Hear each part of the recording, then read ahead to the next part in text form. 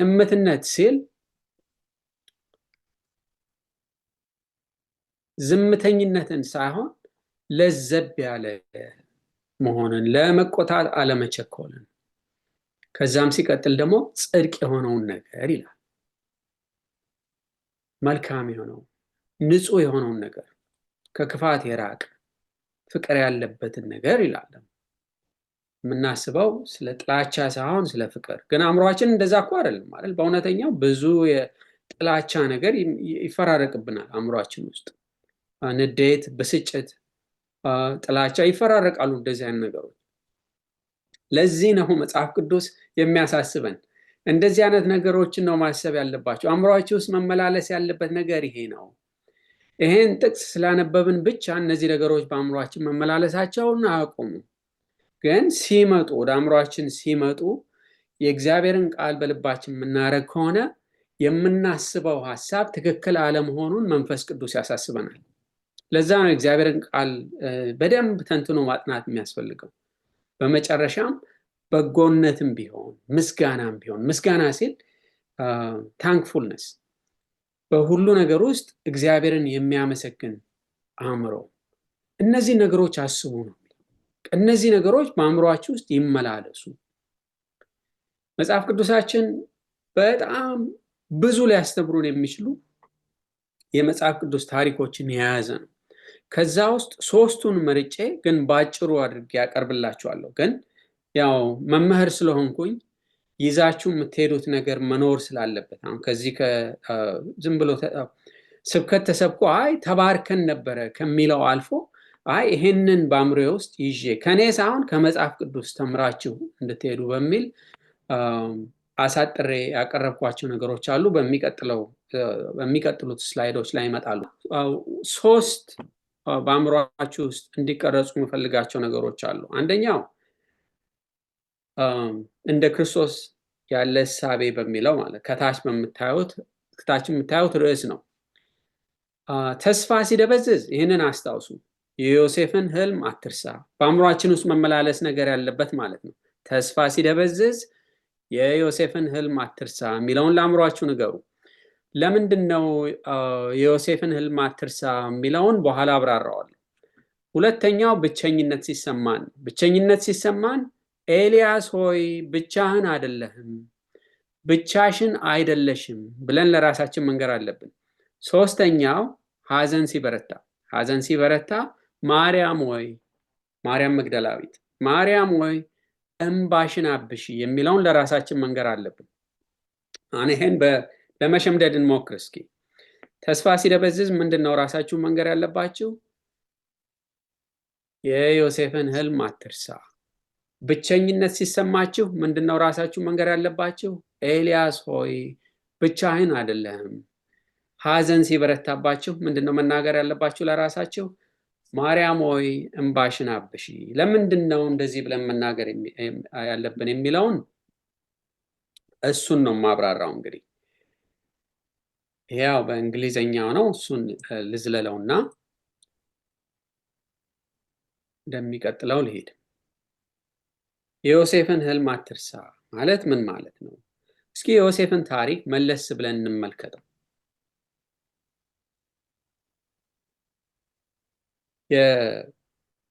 ዮሴፍ የያዕቆብ ልጅ ነው። ያዕቆብ የይስሐቅ ልጅ፣ ይስሐቅ ደግሞ የአብርሃም ልጅ። አብርሃም እስማኤልና ይስሐቅን ወለደ። የአብርሃምን ታሪክ ታስታውሱ እንደሆነ ሚስቱ ሳራ ግማሽ እህቱ የሆነች ማለት ነው። በእናት የሚለያዩ በአባት ግን አንድ የሆኑ ናቸው። ወደ ሌላ ሀገር በስደት ሲሄዱ ሳራ በሰባዎቹ ውስጥ እድሜዋ ያለ ሆኖ ግን በጣም መልከ መልካም ከመሆኗ የተነሳ አብርሃም የዛ ሀገር ንጉሥ አቤሜሌክ ሚስቴን ይወስድብኛል ብሎ ፈርቶ ሚስቱን ወንድምሽ መሆኔን ብቻ ተናገሪ፣ ባለቤቴ ነው እንዳትዪ ብሎ ይላታል። እንዳውም በዛ ታሪክ ላይ እግዚአብሔር ቁጣው የነበረው በንጉሱ ላይ ነው እንጂ በአብርሃም ላይ አልነበረም። አብርሃምን እግዚአብሔር ይጠብቀዋል። እንግዲህ አብርሃም ፍራቻው ነው ግማሽ እውነት ብቻ እንዲናገር ያደረገው። ግን ልብ በሉ ሙሉ ለሙሉ ውሸት አይደለም የተናገረው፣ ግማሽ እውነት ነው የተናገረው። እህቱ ናት፣ ግን ደግሞ ባለቤቱም ናት። አሁን አንዳንድ ሰው አይ ግማሽ እውነት መንገድ እኮ ችግር የለውም ብሎ ያስባል። ግን ታሪኩን ቀጠል አድርገን ስናየው ይስሐቅ ልክ አባቱ በሄደበት መንገድ አባቱ ያለፈበትን የህይወት መንገድ እሱም ያጋጥመውና ሚስቱን ምን ብሎ ይነግራታል? አይ በአንቺ ምክንያት ሊገሉኝ ስለሚችሉ ከአባቱ የተማረውም ማለት ነው ሚስቱ ነኝ እንዳትዪ እህቱ ነኝ በይ። አሁን ከአባት ላይ ሲሆን ግማሽ እውነት ነው የነበረው፣ ልጅ ላይ ሲደርስ ግን ሙሉ ውሸት ሆነ። ይሄ እንግዲህ በቤተሰብ ውስጥ እያለፈ ይመጣ እና የያዕቆብ ታሪክ ላይ ስንመጣ ደግሞ ያዕቆብ ወንድሙን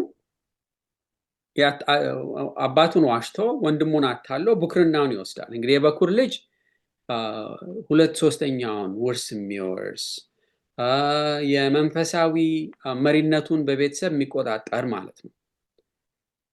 ያዕቆብ ዮሴፍንና ሌሎች 11 ወንድሞችን ይወልዳል ከተለያዩ ባለቤቶች። ያዕቆብ አስተዋይ ነበር።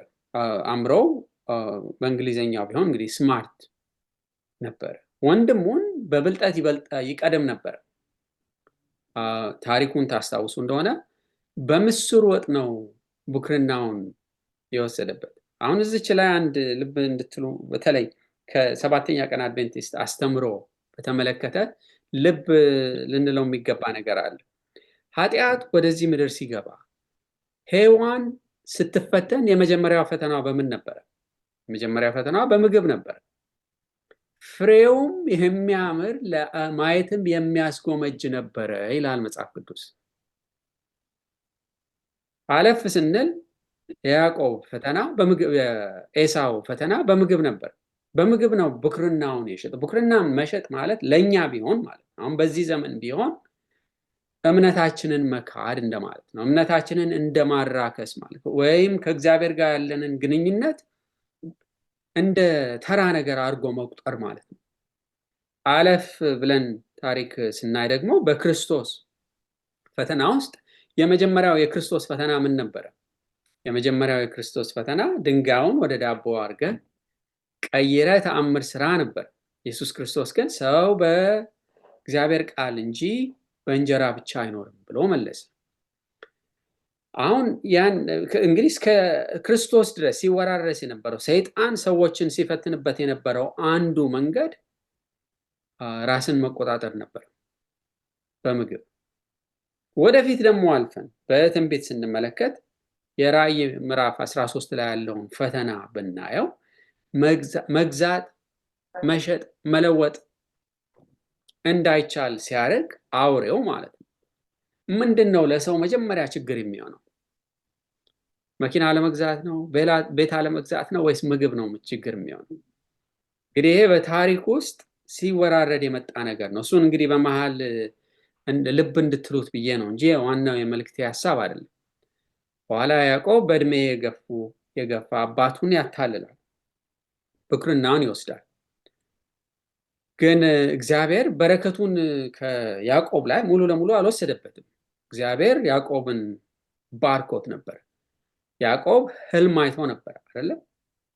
መሰላል ከምድር እስከ ሰማይ ድረስ የሚደርስ በዛም ደግሞ መላእክት ሲወጡና ሲወርዱ አይቶ ነበር። ይሄ በዮሐንስ ወንጌል ምዕራፍ 1 ላይ የሚፈጸም ትንቢት ነበር። ክርስቶስ በመጀመሪያ ቃል ነበረ ይላል ሲናገር። የምዕራፉን መጨረሻ ላይ ደግሞ ሄዳችሁ ስትመለከቱ ክርስቶስ ለናትናኤል የእግዚአብሔር መላእክት በሰው ልጅ ላይ በክርስቶስ ማለት ነው ወደ ላይ ሲወጡና ሲወርዱ ትመለከታለህ። የያዕቆብ ህልም ጋር ተመሳሳይ የነበረ ማለት ነው። ያዕቆብ ከመላእክት ጋር እግዚአብሔር በመላእክት ተመስሎ ክርስቶስ በመላእክት ተመስሎ ማለት ነው ያንን ተዋግቶ ያሸንፋል። ለዚህ ነው እግዚአብሔር እኮ ከሰውም ከእግዚአብሔርም ታግለህ አሸንፈሃልና ይለዋል። ስሙንም ወደ እስራኤል ይቀይርለታል። በኋላም የአሕዛብ አባት ይሆናል በልጆቹ ምክንያት። ያዕቆብ ግን በብዙ ፈተና ውስጥ አልፏል። ከቤቱ መሰደድ ነበረበት። ወንድሙን ፍራቻ፣ በስደት በነበረበት ዘመን ላይ እናቱን ያጣል። ከዛም በኋላ ደግሞ በገዛ አጎቱ ይታለላል። ሁለት ሚስት የሚያገባውን መጨረሻ ላይ በዛ ምክንያት ነው። የሚያሳዝነው ደግሞ የወዳት የነበረችው 14 ዓመት የለፋላት ራሔል ውድ ባለቤቱ በወሊድ ምክንያት ሁለተኛ ልጇን ስትወልድ ቢንያምን ስትወልድ ሕይወቷ ያልፋል። በኋላ ላይ ደግሞ ታሪኩ ወደ አሳዛኝነት የሚቀየረው ምንድን ነው? ከሚወዳት ባለቤቱ የተወለደች የመጀመሪያ ልጁ ዮሴፍ በገዛ ወንድሞቹ ተሽጦ በስደት ወደ ግብፅ ይሄዳል። ግን ለአባት መጥተው የሚነግሩት አውሬ በልቶታል ብለው። ይሄ ትልቅ ሐዘን ነበረ ለዮሴፍ። ዮሴፍ ከሐዘኑ የሚነቃው በኋላ ላይ ነው፣ ብዙ ዘመናት ካለፉ በኋላ ላይ። ለዚህ ነው ቅድም ሲጀመር በአእምሯችሁ ውስጥ እንድታስቀምጡት የምፈልገው ሐሳብ የዮሴፍን ህልም አትርሳ የሚለው ጥቅሙ እዚህ ላይ ነው። አንዳንድ ጊዜ ሐዘናችን የሚከብድብን ነገሮች ግራ የሚያጋቡን ተስፋ አስቆራጭ መስለው የሚታዩን አንዱ ምክንያቱ ምንድን ነው? ህልሙን እየረሳን። እግዚአብሔር ለእያንዳንዳችን ያቀደው ያሰበው ህልም አለ። ለደህንነት ሲጠራን ያዘጋጀልን መንገድ አለ። ያ መጀመሪያ ላይ በልባችን ውስጥ ያንሰራራው ተስፋ ብዙዎቻችን ስንጠመቅ እግዚአብሔርን ስንቀበል የሚሰማን ስሜት በብዙ ነገሮች ውስጥ ስናልፍ እየተሸረሸረ ይሄዳል። እንደዚህ አይነት ሁኔታ ውስጥ ስንመጣ በአእምሯችን ውስጥ መመላለስ ያለበት ሐሳብ የዮሴፍን ህልም አትርሳ። ያዕቆብ ያንን ነግሮ ቢሆን ኖሮ ማለት ነው ዮሴፍ ያየው ህልም እውነት ይሆናል የሚለውን በልቡ አስቀምጦን ቢሆን ኖሮ በተስፋ ይኖር ነበረ እነዛን የሐዘን ዓመታት። ግን ዮሴፍ ሞቷል ብሎ ሙሉ በሙሉ አምኖ ነበር። የዮሴፍ ህልም ግን አልሞተም ነበር። ዮሴፍ መጨረሻ ላይ አባቱን ያገኛል። ያዕቆብም ከሐዘኑ ይጽናናል። እስኪ ወደ ሁለተኛው ሐሳብ ደግሞ እንሄድ። ያው እንግዲህ ፈተና ሰጣችሁ ኖሮ ኩዊዝ የሚለው የምታዩት እሱ ነበረ። ሁለተኛው ታሪክ ከኤልያስ ታሪክ ጋር የተገናኘ ነው። ብቸኝነት ሲሰማ ይሄ በግል ህይወታችሁ ሊሆን ይችላል፣ ከሌሎች ጋር በማህበራዊ ኑሯችሁ ሊሆን ይችላል፣ እንደዚሁም ደግሞ በአገልግሎት ሊሆን ይችላል። አንዳንድ ጊዜ እኔ ብቻዬን ነው የምደክመው የሚል ሀሳብ በአእምሯችሁ ውስጥ ሊመጣ ይችላል። የሚረዳኝ የለም ብቻዬን ነኝ የሚለው በማህበራዊ ህይወታችሁ፣ በስራ ቦታ፣ በተለይ በውጭ ሀገር የሚኖር ሰው እንደዚህ አይነት ሀሳብ ሊሰማው የሚያስችል ሁኔታዎች በጣም ብዙ ናቸው። በዛ ሁኔታ ውስጥ ስታልፉ ለራሳችሁ መንገር ያለባችሁ ነገር ምንድን ነው? ኤልያስ ሆይ ብቻህን አይደለም። ይሄን እግዚአብሔር ነው እንግዲህ በኋላ ላይ ለኤልያስ የሚለው። እስኪ ታሪኩን እንመልከት። ምንድን ነው እግዚአብሔር እንደዚህ ያስባለው? ኤልያስ ስሙ ራሱ እግዚአብሔር ኃያል ነው፣ እግዚአብሔር ጌታ ነው። ነቢይ ነበረ። ነቢይነቱ ደግሞ አሃብ ይገዛበት በነበረው ከ9 ቢሲ ከክርስቶስ በፊት በ9 ዓመት ነበረ። አሃብ ጄዛቤል ሚስቱ ነበረች። እሷ እስራኤላውያንን ጣዖት እንዲያመልኩ ትገፋፋ የነበረች የንጉስ ሚስት ነበረች። አካብ መሪ በነበረበት ዘመን እስራኤላውያን ሀሳባቸው እግዚአብሔርን ከማምለክ ጣዖትን ወደ ማምለክ ተቀይሮ ነበር። የዛ ዘመን ላይ ነው እንግዲህ እግዚአብሔር ኤልያስን ያስነሳው። እሱ የተነሳበት ዘመን ላይ ሰው በድፍረት ስለ እግዚአብሔር የማይናገርበት፣ ሰው በድፍረት ወጥቶ እግዚአብሔርን የማያመሰግንበት ዘመን ስለነበረ ኤልያስ በአብዛኛው አገልግሎት ዘመኑ ያስብ የነበረው ብቻውን ያገለግል እንደነበረ ነው። አሁን ታሪኩን የኤልያስን ስትመለከቱት እግዚአብሔር ብዙ ተአምራትን ነው በኤልያስ ያደረገው። ሲጀመር ዝናብ በሌለበት ረሃብ ባለበት አገር ላይ በአሞራዎች አድርጎ እግዚአብሔር ይመግበው ነበር። ምግብ ያመጡለት ነበር አሞራዎች። ከዛም በኋላ ደግሞ የዘይትና የዱቄቱን ተአምራት ታስታውሳላችሁ። አንዲት ባልቴት ጋር ሄዶ ትንሽ ልጅ ያላት ባልቴት ጋር ምንድን ያለሽ ብሎ ሲጠይቃት ትንሽ ዘይትና ዱቄት።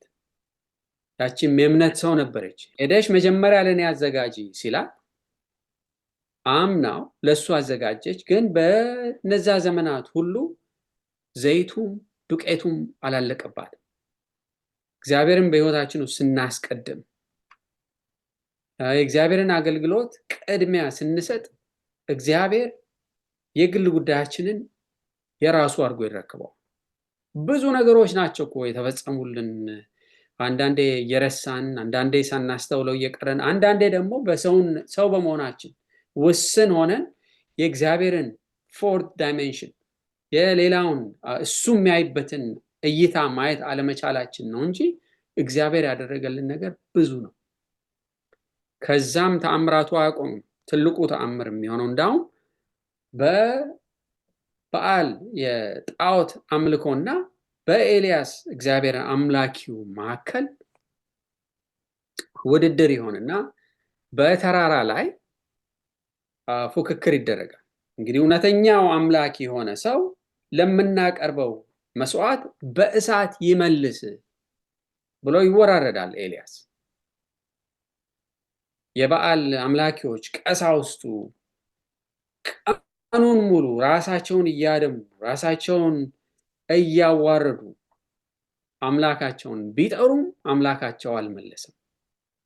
የኤልያስ አምላክ የእኔና የእናንተ አምላክ ግን መልሱን በቅጽበት ሰጠ። እሳት ከሰማይ ወርዶ የቀረበውን መስዋዕት ወሰደው። ከዛም እንግዲህ ያው ኤልያስ በበዓል ቀሳውስት ላይ ተነሳባቸው። ይሄ ነገር ደግሞ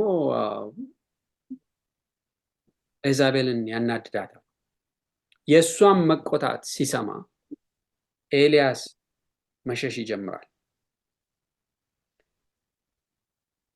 አሁን ብዙ ሰው ኤልያስ እንደ ደካማ አድርጎ ይቆጥረዋል። እዚህ ሰዓት ላይ ግን ብዙ ማሰብ ያለብን ነገር ምንድን ነው? በአካል የደከምንበት ሰዓት ላይ አእምሯችን በጣም በብዙ ነገሮች በተወጠረበት ሰዓት ላይ መንፈሳዊ ሕይወታችን ላይ ጥቃት ያደርሳል። መንፈሳዊ ሕይወታችን ላይ ድክመት፣ ጫና ያደርግብናል። ለዚህ ነው በእግዚአብሔር ቤት ውስጥ በአገልግሎት ውስጥ ያለን ሰዎች በሌሎች በአገልግሎት ላይ ያሉ ሰዎች ላይ በቶሎ ለመፍረድ መቸኮል የሌለብን። እንዴት በዚህ ደረጃ እግዚአብሔር የተጠቀመበት ሰው በምን ቢሆን ነው እንደዚህ የሚወርደው?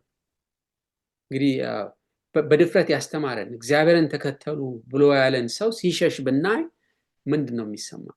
ኤልያስ በዛ ውስጥ ነው ያለፈው። ስደቱ ሲበዛበት፣ ቁጣው የንግስቲቱ ቁጣ ሲያይልበት ለማምለጥ ሮጥ። እንዳውም ከዛ አልፎ ብሞት ይሻለኛል ብሎ ተመኘ። ያ የሆነበት ዋነኛው ምክንያት ምንድን ነው? ብቸኛ ነኝ፣ እኔ ብቻ ነኝ ብሎ ስላሰበ ነው። እግዚአብሔር ግን ምን ይለዋል? ለበዓል ያልሰገዱ 7,000 ከአንተ ሌላ አሉ ብሎ ይለዋል። እዚህ ያው ማስተላልፈላችሁ መልእክት ኤልያስን በተመለከተ ቅድም እንዳልኩት ብቸኝነት ተስፋችሁን ሊያጨልም በሚመጣበት ሰዓት ላይ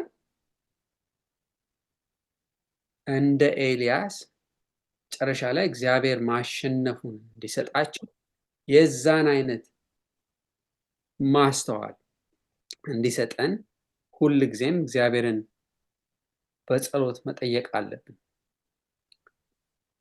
ወደሚቀጥለው ልምጣ።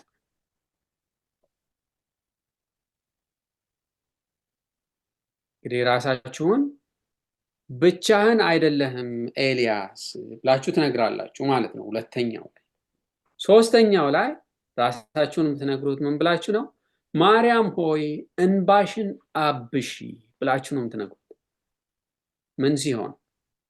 መከራ፣ ሐዘን ሲከብድ።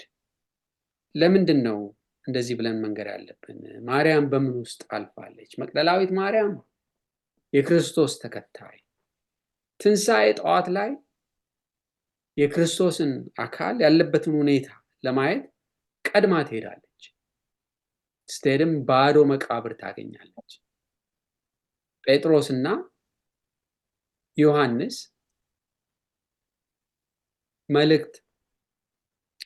መልእክት ይልካሉ። ለሌሎቹም ሊያሰሙ ወደ ሌሎች ይሄዳሉ። በዚህ መካከል ማርያም መቅደላዊትን ኢየሱስ ክርስቶስ ራሱን ይገልጽላታል። ነገር ግን አላወቀችውም። ያላወቀችበት ምክንያት ደግሞ ምንድነው? አይኖቿ በእንባ ርሰው ስለነበር ተጋርደዋል። በእንባዋ ምክንያት ኢየሱስን ማየት አልቻለችም። እዚህ ጋር መማር የምንችለው ትልቅ ትምህርት አለ። አንዳንድ ጊዜ እግዚአብሔር በረከቱን ሰጥቶን ችግሩን አቃሎ ችግሩ ተቀርፎ ግን እያለቀስን በመሆናችን ምክንያት የጠፋው የማይመለሰው ነገር ላይ እያተኮርን ስለሆነ እግዚአብሔር በፊታችን ያስቀመጠውን በረከት ሳናይ እናልፋለን፣ ወይም ማልቀሳችንን እንቀጥላለን። ለመጽናናት አንዱ ወሳኝ ነገር ምንድነው? አይናችንን መክፈት ነው። እስኪ ከፍታችሁ እዩ። ምን በረከት ነው እግዚአብሔር በሕይወታችሁ የሰጣችሁ? ስንት በረከት ነው እግዚአብሔር በየቀኑ የሚያሳያችሁ? ስንት ተአምር ነው እግዚአብሔር የሚያሳያችሁ? አይናችንን መክፈት መጽናናት ያመጣል። ጥሩ ደስ የሚለው ነገር እዚህ ጋር ምንድነው? ማየት አልቻለችም። ምክንያቱም አይኖቿ በእንባዎቿ ተጋርዶ ስለነበረ። ነገር ግን ድምፁን ማወቅ ችላለች። የክርስቶስን ድምፅ መለየት በመቻሏ ምክንያት አወቀችው። ራቦኒ ብላ የምትጠራው ለዛ ነው፣ በድምፁ ምክንያት። ይሄም ትልቅ ትምህርት አለው።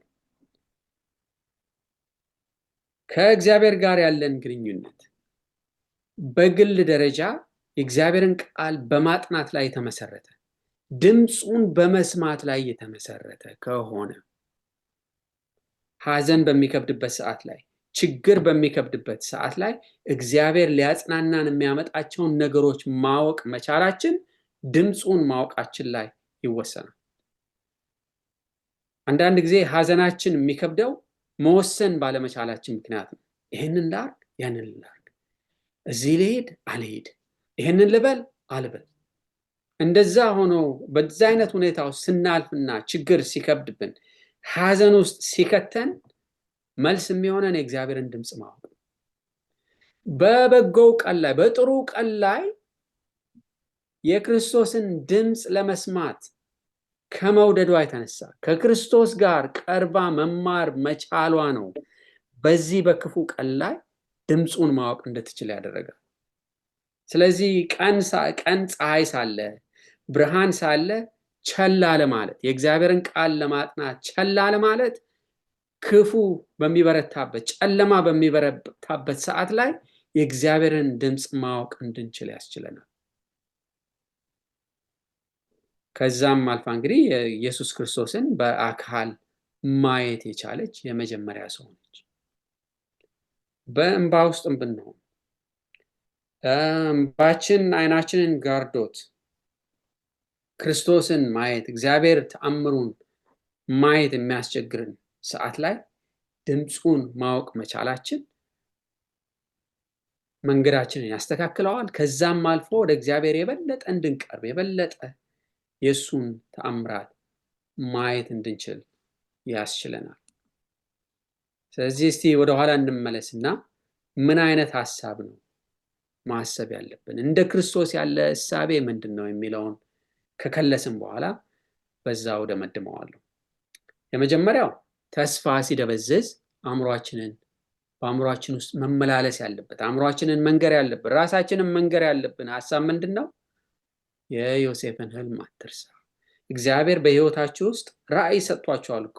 እግዚአብሔር በህይወታችሁ ውስጥ መመሪያውን የምትከተሉበትን መንገድ የምንሄድበትን መንገድ አዘጋጅቷል። ተስፋውን ሰጥቶናል እኮ። ከተቀበልንበት ሰዓት አንስቶ እስከዚህ ሰዓት እግዚአብሔር እኮ በሚያውቀው መንገድ ነው የመራን የነበረው። ስለዚህ ፈተና ሲበዛ፣ ተስፋ ሲደበዝዝ፣ ግራ ስንጋባ ለራሳችን መንገር ያለብን ምንድን ነው? የዮሴፍን ህልም አትርሳ። እግዚአብሔር የሰጠህን ህልም አትርሳ። ሁለተኛው ብቸኝነት ሲሰማን ለራሳችን መንገር ያለብን ነገር ነው። ኤልያስ ሆይ ብቻህን አይደለም። በአገልግሎት ውስጥ ያላችሁ፣ በማህበራዊ ህይወታችሁ ውስጥ አንዳንድ ጊዜ ብቸኝነት ሲሰማችሁ በወሰዳችሁት አቋም፣ በተለይም ደግሞ እግዚአብሔርን ለመከተል ብላችሁ በምታልፉበት መንገድ ላይ ብቸኝነት ሲገጥማችሁ ራሳችሁን መንገር ያለባችሁ ምንድን ነው? ኤልያስ ሆይ ብቻህን አይደለም። በእናንተ በምታልፉበት ውስጥ የሚያልፍ ሌላ አሸናፊ ክርስቲያን አለ። ሶስተኛው የመጨረሻው ምንድን ነው? ሀዘን ሲበረታ ለራሳችን መንገር ያለበት ነገር ምንድን ነው?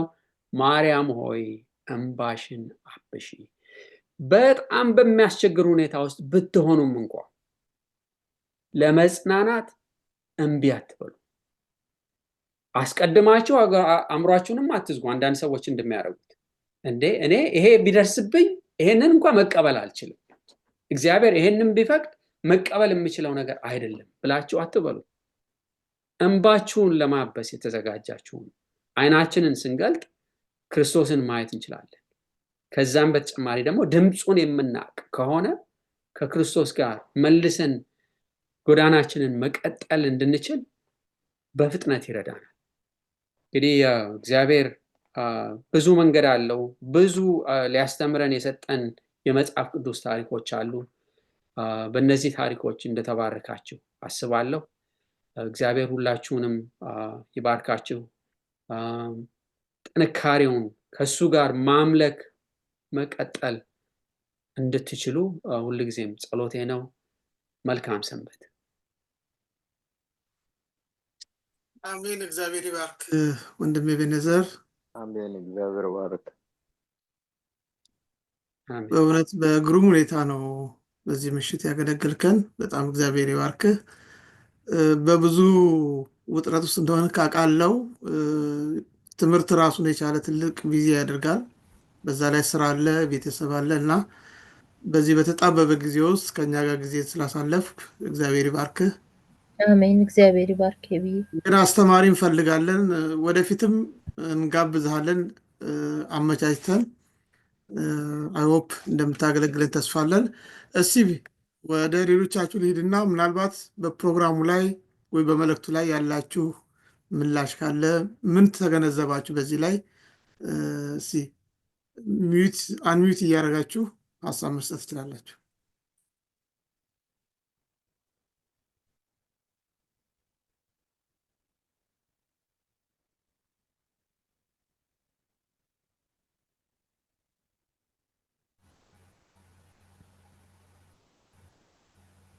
ሀሳብ መስጠት ይቻላል።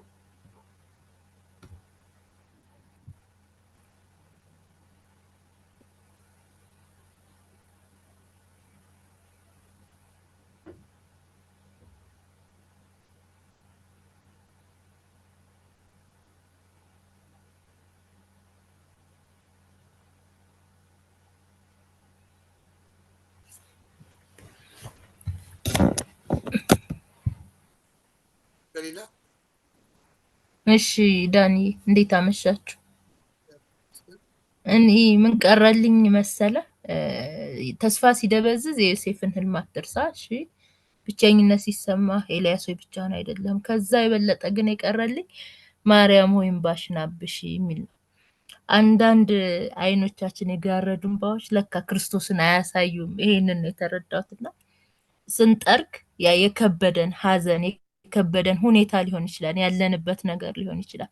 ያን ነገር ግን ሳናይ እልፍ ማለት ሲሆንልን ክርስቶስን ማየት ይሆንልናል። ማርያም እንባዋን ስትጠርግ ነው ጌታን የሰማችውና ከእግዚአብሔር ጋር መቆየት ድምፁን እንድንሰማ ይረዳናል። በጣም ቀርቶልኛል። ተባረኩልኝ ዳንዬ ብዬ ተባረክልኝ። እግዚአብሔር ባርክሽ ገሊላ። እዚህ ግሩፕ ውስጥ ያላችሁ ምናልባት ገሊላን አታውቋት ይሆናል። ገሊላ ከኢትዮጵያ ነው የገባችው። የቀድሞ የኢብኔዘር ተማሪ ነች፣ የኔም ተማሪ ነች። ኦልሞስት ከ20 ዓመት በፊት ማለት ይቻላል። እና እግዚአብሔር ባርክሽ ገሊላ። ሌሎቻችሁ ሀሳብ ካላችሁ? እሺ አይፎን ይላል። ፀሐይ ነች? አዎ ፀሐይ ነኝ። እንደምን አመሻችሁ? እግዚአብሔር ይመስገን። እኔ በሀሳቡ በጣም ነው የተጽናናሁት ማለት እችላለሁኝ። ምክንያቱም አንደኛው እግዚአብሔር ራሱ ቃል ገብቶልናል። አድንሻለሁ ብሎ ቃል ገብቶልኝ በእጄ ያዝኩትን ከኔ አላወጣውም ብሏል አይደለ ኢየሱስ ክርስቶስ። እና የዮሴፍን ህልም አትርሺ ሲል በየትኛውም ሲትዌሽን ብንሆን እግዚአብሔር የገባልንን ቃል ማስታወስ እንዳለብን የተሰማኝ። እንደገና ደግሞ በየትኛውም ሲትዌሽን ውስጥ ብናልፍ እግዚአብሔር ሁልጊዜ እኔ ከእናንተ ጋር ነኝ ነው ያለው። ምክንያቱም ያዕቆብ ሆይ አትፍራ፣ በእሳት ውስጥ ብታልፍ እኔ ከአንተ ጋር ነኝ፣ በውሃ ውስጥ ስታልፍ ከአንተ ጋር ነኝ ብሎናል። እና ከዛ ጋር ነው ያያያዝኩት። ሌላው ደግሞ ይህ አሁን እህቴም ተናግረዋለች። ብዙ ጊዜ ፕሮብሌማችን ላይ ፎከስ እናደርግና እግዚአብሔርን ማስታወስ እንረሳለን። እና ይህንን ደግሞ በጣም እንደውም በተደጋጋሚ የሚደርስብን ነገር ይመስለኛል ብዙዎቻችን። እና ይሄን ከፕሮብሌም ላይ ፎከስ ከማድረግ ይልቅ ወደ እግዚአብሔር ፊትን ማዞር እንዳለብን ተረድቻለሁኝ። በጣም እግዚአብሔር ይባርክ ወንድሜ። አሜን። እግዚአብሔር ይባርክሽ። አንቺም ሌላ አንሚት አድርጉና እጅ አወጣ አይታየኝም። ምትኩ እሺ፣ እንደምን ቆያችሁ? እኔ ከኢትዮጵያ ነው የገባሁትና ትንሽ ቆይቻለሁ። ክብር ለስሙ ይሁን። ዛሬ አጋጣሚ ነው የገባሁትና መስመር ላይ ዙም ሲገባ እግዚአብሔር ይመስገን ደስ የሚል ቀን ነውና አጋጣሚ ብዙ ነገር ነው። እኔ በሶስቱም ነገሮች ላይ በደንብ ጥሩ ነገሮችን ያገኘሁት።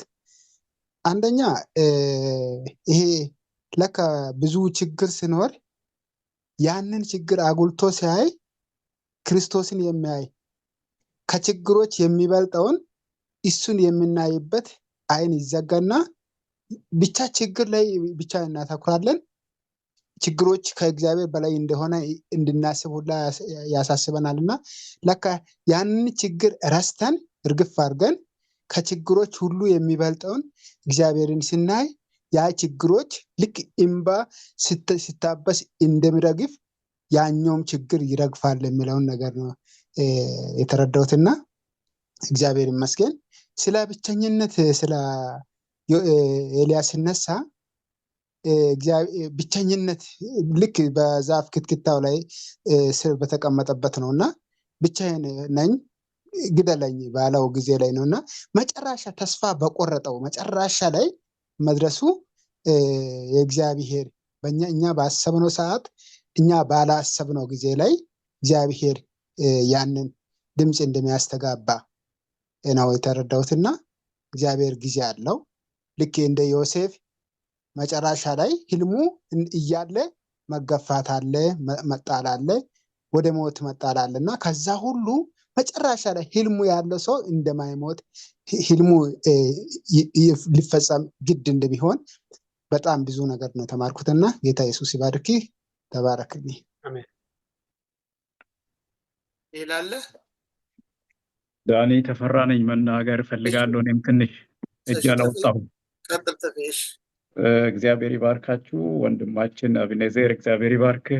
በሙሉ ምንም የሚጣል መልእክት አይደለም፣ ለሁላችንም በቂ ለእያንዳንዳችን የሚተርፍ በረከት ነው የመጣልን። እግዚአብሔር ይመስገን። እኔ ግን በሁለት ሀሳቦች ላይ ነው ሀሳብ መዘርዘር የፈለግኩት። አንደኛ እሱ በተናገረው መሰረት በአገልጋዮች ላይ አለመፍረድ የሚል ነው። በቤተ ክርስቲያን የታወቁ ሰባኪዎች፣ አስተማሪዎች ሰይጣን በሚያቀርብባቸው የተስፋ መቁረጥ የተነሳ እንደ ኤልያስ ተስፋ ቆርጠው አንዳንድ መንሸራተት ሲያጋጥማቸው እነሱን አይቶ በእነሱ ላይ አለመፍረድ የሚለው ቀርቶልኛል። ለነዚህ አይነት አገልጋዮች እንደዚህ ሲታየን ለነሱ መጸለይ እና እግዚአብሔር እንደገና ድጋፍ እንዲያደርግላቸው ማድረግ ነው። ሌላው ብዙውን ጊዜ የሚታይብን በተለይ በእስራኤል ታሪክ እስራኤሎች ከግብፅ ሲወጡ እስከ ከነዓን በሄዱበት ጊዜ የምናውቀው ታሪክ አለ። ያለፈውን የእግዚአብሔር ውለታ አለመርሳት የሚለውን ጠቅሶታል። በእያንዳንዳችን ሕይወት ውስጥ ይሄ ይታያል። ብዙውን ጊዜ ችግር በገጠመንና ጥቁር ደመና በሕይወት ላይ በሚያንዛብብበት ጊዜ ሰይጣን ከሚጠቀምበት አንደኛው መሳሪያ አንዱም ይሄ ምንድን ነው? ያለፈው እግዚአብሔር ያደረገልንን ውለታ እና እርዳታ አደብዝዞ በፊታችን ወይም እንድንረሳው አድርጎ በማቅረብና በቃ ብቻዬን ነው የቀረሁት እንደ ኤልያስ አይነት ለምንድን ነው ይሄንን መንገድ ቀጥዬ የሚሄደው? ለምንድን ነው በክርስቶስ በእግዚአብሔር ላይ ሙጭጭ የምለው የሚል አይነት አስተሳሰብ ያመጣብንና ከዛ መንሸራተት እንድናደርግ ይፈልጋል። እና የእግዚአብሔርን ውለታ እግዚአብሔር እሱ እንዳለው አሁን ወንድማችን እንዳለው በሕይወታችን በትንሹም በትልቁም ብዙ ውለታ አድርጎልናል። እንረሳለን። አጋጣሚ ሆኖ ይሄ ቀርቶልኛል እና የእግዚአብሔርን ውለታ ስናስታውስ ያደረገልንን እስከዛሬ የመራንን ምሬት ስናስታውስ የሚቸግረንን የሚደርስብንን ችግር እንድንወጣው ያደርግልናል። እና ይሄ 2 ነጥብ ቀርቶልኛል። ወንድማችን እግዚአብሔር ይባርክህ። በአንተ በኩል ሆኖ እግዚአብሔር ተናግሮናል። እጅግ አመሰግናለሁ። አሜን። እግዚአብሔር ባርክ ተፌ። እውነት ጥሩ እይታ ነው ያየው። ሌላ አለ?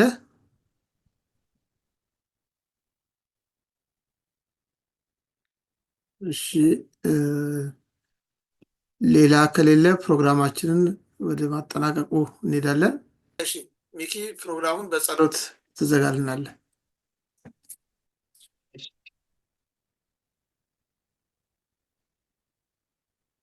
ሰማይና ምድርን በቃል የፈጠርክ እግዚአብሔር አባታችንና አምላካችን ሆይ ስለዚህ ጊዜ ስለዚህ ሰዓት እናመሰግናለን። ከተለያየ ቦታ ሆነን እንዲህ በሆነ ሁኔታ ያንተን ቃል እንድንማር ስለረዳህን፣ እያንዳንዳችንን ስላገዝከን፣ በሕይወት እንድንኖር ስላደረግከን፣ በሕይወታችን ላይ ስለተጨመረልን ቀን፣ ይህንን ቀን ደግሞ እንድናይ ስለረዳህን፣ ንጹህ አየር እንድተነፍስ ስለሰጠህን፣ የተለያዩ ወቅቶችን ስለምሰጠን፣ የምድር ቡቃያዎችን ስለምሰጠን ጌታ ሆይ እናመሰግንሃለን። በሕይወታችን ላይ ስለተደረገልን መልካም ነገሮች ሁሉ ስም ይባረክ። እንዲሁም ደግሞ አንድያ ልጅን ሰጥተህ ከጨለማ ወደሚደነቅ ብርሃን ስለጠራህን፣ እንዲሁም ደግሞ የዘላለም ሕይወት ተካፋዮች እንድንሆን በልጅ በክርስቶስ ኢየሱስ እያንዳንዳችንን ስለወደድከን ተመስገን። እነሆ ስለነበረን መልካም ጊዜ እናመሰግንሃለን። የተማርነውን በሕይወታችን እንድንለማመደው ዘንድ መንፈስ ቅዱስ እያንዳንዳችን ያግዘን ዘንድ ፈቃድ ይሁን። እነሆ የቀሩትን ጊዜና ሰዓት ሁሉ አንተ ተረከብ። ኃጢአታችን፣ መተላለፋችን ሁሉ ይቅር በለን። በጌታችን በክርስቶስ ኢየሱስ ስም አሜን።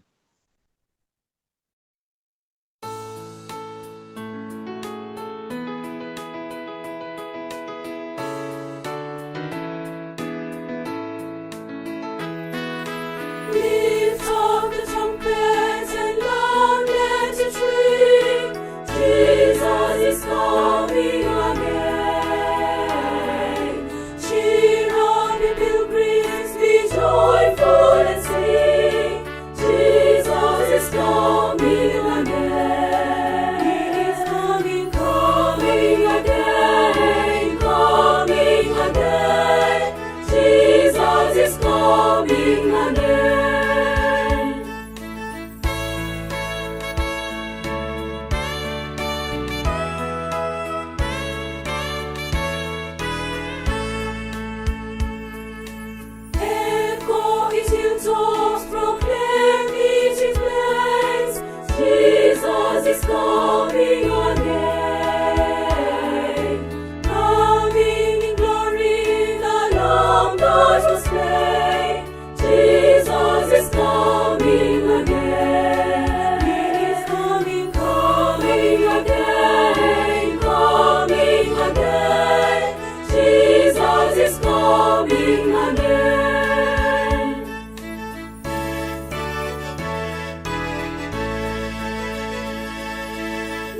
nations are hungry